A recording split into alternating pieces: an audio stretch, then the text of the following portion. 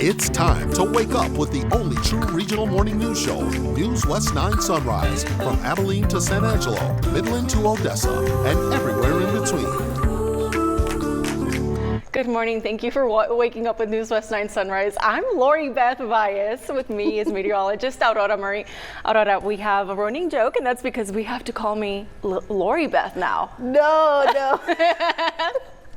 Yes. No, so the joke behind it, my dad does watch the show streaming, and he texts after the show, and he always puts Lilybeth, and I say it's Lilybeth, and maybe it's just a typo. It's the sweetest thing ever. An inside joke, though. Yes, definitely. Thank you so much for watching. Well, today, what can we expect? Because I want to have a good weekend. Yes, well, it is going to be a good weekend. We're going to see temperatures get a little bit on the warmer side. We have exciting things going on this weekend.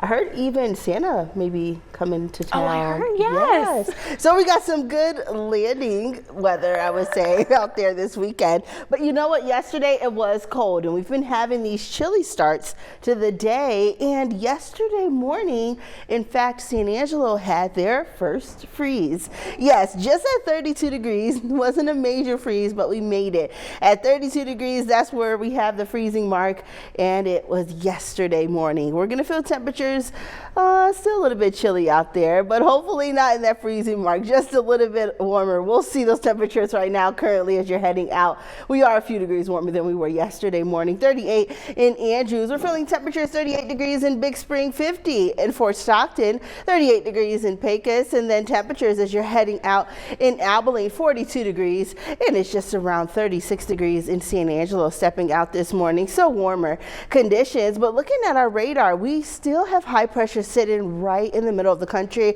There's a lot going off over there on the Pacific Northwest. They're getting tons of rain and even snow, and snow falling off towards the east. We're still having our chances for sunshine out there. You do notice a few of those high clouds moving in. If you step outside in a little bit, look up, you'll see those stars and maybe a few high clouds out there. That's pretty much what we're going to see today, and also that sunshine. Take those sunglasses with you. We got 64 degrees just around the lunch hour, and then about 70 degrees by 2 p.m. So yes, we are going to start to see a little bit of a warming trend even into our weekend. We'll talk about that in just a bit.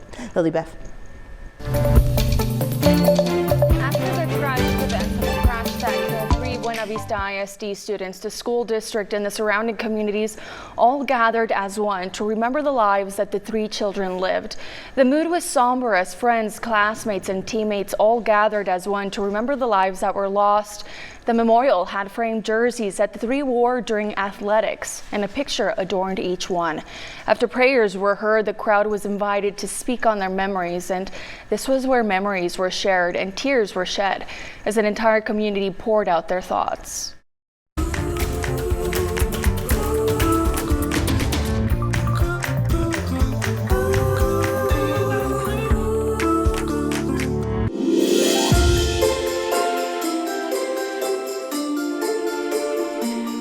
Thanks for joining us on NewsWest 9 at 4. The NewsWest 9 Salvation Army Toy Drive continues, and we still need your help collecting toys. We have NewsWest 9's Jason Freund. He is at a location with a red barrel that's just waiting for your donations. Jason?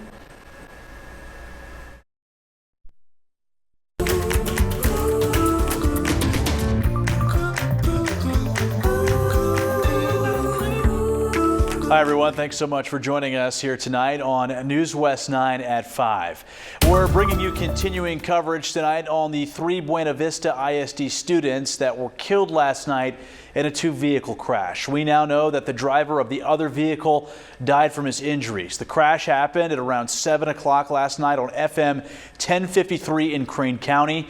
Those 3 Buena Vista ISD students were in a private vehicle and later died. Today, the Ector County Sheriff's Office is offering support to one of its lieutenants since she's the mother of those 3 children that were killed. They've opened up a fundraiser and have a donation box at the Ector County Sheriff's Office. That's for anyone who would like to help.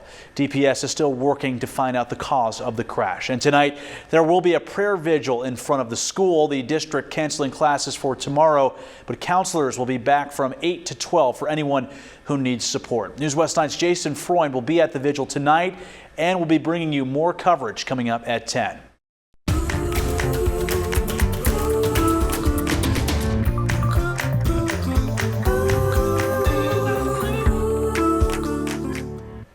Hello everyone, I'm Crystal Cruz. We begin NewsWest 9 at 6 with the tragic deaths of 3 high school students from Buena Vista ISD.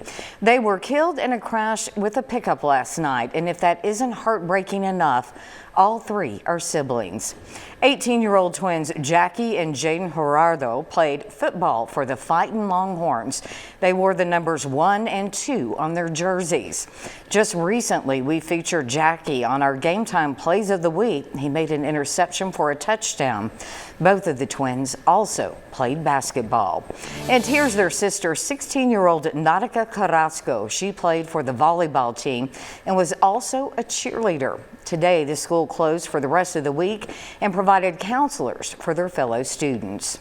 DPS says all 3 were killed in a head-on crash with a pickup. The accident happened just before 7:30 last night on FM 1053 in Crane County, about 1.5 miles south of Highway 329.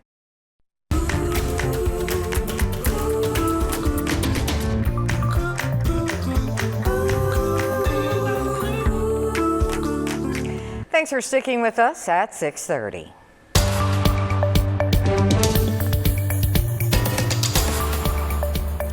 The highly controversial pick to lead the incoming Trump administration's Department of Justice is out. Former Congressman Matt Gaetz withdrawing from consideration today amid a cloud of controversy surrounding allegations of sexual misconduct and drug use that he denies.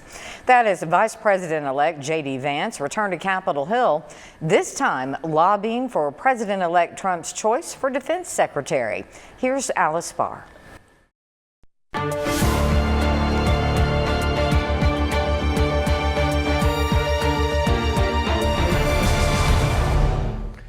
Hello everyone, thanks so much for joining us tonight here on NewsWest 9 at 10. All new details tonight on the investigation into human remains found in Jal, New Mexico. Turns out they weren't actually human remains after all. Investigators say 7 skulls were found at the property, but each one had ornamental pieces embedded or carved into them, meaning none of them were actually real. Investigators also say the skulls, which were made online, were actually assembled somewhere outside of the United States. The Lee County Sheriff's Office says these fake skulls will now be medically cremated.